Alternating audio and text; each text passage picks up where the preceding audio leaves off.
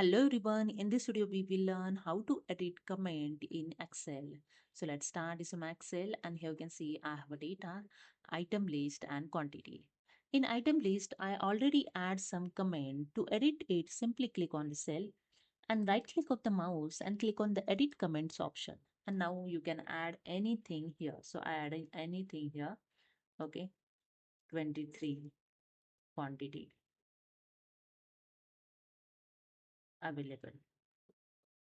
Okay, you can add anything. And the second way is simply select the any comment here. So I select this one and go to the review tab. In comments group, click on the edit comments option. Here you can see the same option. Now you can add anything. Okay, I just enter the tab. That's it. So this is the way you can edit your comment in Excel. So hope you understood. If you like this video, please subscribe. Thank you so much.